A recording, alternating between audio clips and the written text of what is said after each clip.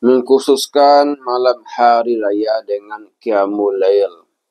Qiyamul Lail dianjurkan di semua malam dalam setahun, terutama di bulan Ramadan.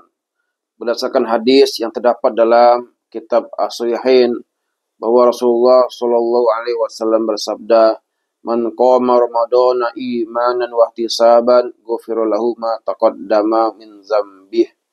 Barang siapa yang menegakkan salat malam pada bulan Ramadan karena iman dan mengharap pahala, maka diampuni dosa-dosanya yang telah lalu. Salat malam lebih ditekankan lagi pada 10 malam terakhir dari bulan Ramadan karena mengharapkan Lailatul Qadar. Ya.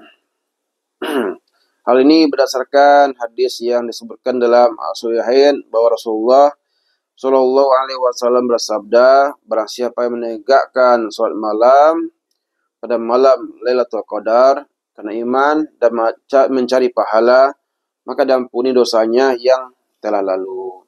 Adapun mengkhususkan suatu malam dengan salat malam karena menyangka bahwa ia memiliki keutamaan malam atas malam-malam lainnya tanpa berdasarkan dalil syar'i, maka ini bid'ah yang diharamkan. Contohnya adalah yang kita lihat dari sebagian orang, mereka sangat berkeinginan melakukan salat malam pada malam Idul Fitri dan Idul Adha. Mereka menyebutkan 3 hadis tentang masa itu. Pertama, hadis marfu dari Ubadah bin Samit, barang siapa menghidupkan malam di Idul Fitri dan Idul Adha, maka hatinya tidak akan mati pada hari di mana hati-hati menjadi mati. Ini merupakan hadis maudhu', ya, atau palsu yang diriwayatkan atau berani dalam Al-Kabir dan Al-Awsat. Dalam sanadnya terdapat Umar bin Harun Al-Balqi, Yahya bin Ma'in, dan Solih Jazrah mengatakan mengenainya, ia seorang pendusta. Karena itu Albani mengatakan dalam Al-Silsilah As-Sahihah, hadis ini maudhu'. Kedua, hadis marfu' dari Abu Umamah, barang siapa salat malam pada 2 hari raya karena mengharapkan pahala dari Allah, maka hatinya tidak mati pada hari di mana hati-hati menjadi mati. Hadis ini lemah sekali. Yang diriwayatkan Ibnu Majah nomor 1782, dalam sanadnya terdapat Bakiyah bin Al-Walid, yang seorang mudallis dan meriwayatkannya dengan an'anah. Karena itu Albani mengatakan dalam Ad-Dhaifah nomor 521, hadis ini dhaif jiddan, lemah sekali. Al-Iraqi mengatakan sanadnya dhaif. Al-Busri mengatakan sanadnya dhaif karena tadlis yang dilakukan Bakiyah. Ketiga, hadis marfu' dari Muaz bin Jabal, barang siapa menghidupkan 4 malam, maka ia pasti mendapatkan surga. Malam Tarawih, malam Arafah, malam Idul Fitri, dan malam Idul Adha.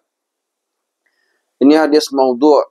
Al-Albani mengatakan hadis ini diriwayatkan Nasr Al-Maqdisi dalam Al-Amali, juz 2, halaman 186.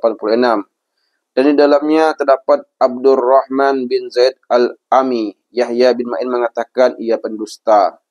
Di dalamnya juga terdapat Suwaid bin Sa'id dan ia dhaif. Ibnul Jauzi mengatakan ini hadis yang tak sah. Al-Albani mengatakan dalam As-Silsilah Ad-Dhaifah nomor 522, hadis maudhu' atau palsu. Sudah jelas dari keterangan tadi bahwa tidak ada satu pun hadis sahih yang menyebutkan tentang keutamaan menghidupkan 2 malam Idul Fitri dan Idul Adha. Hadis yang menyebutkan tentang hal ini semuanya dhaif yang tak dapat dijadikan sebagai hujjah. Tak boleh menjadikannya sebagai dalil atas dianjurkannya Qiyamul Lail pada 2 malam ini.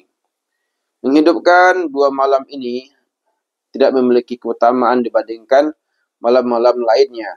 Barang siapa memiliki kebiasaan Qiyamul Lail, lalu ia melakukannya pada kedua malam tersebut, itu kebaikan dan keberkahan. Sementara siapa yang sengaja melakukan Qiyamul Lail pada kedua malam itu karena meyakini kedua malam tersebut memiliki keutamaan yang lebih, maka ini kesalahan dan mungkin bid'ah.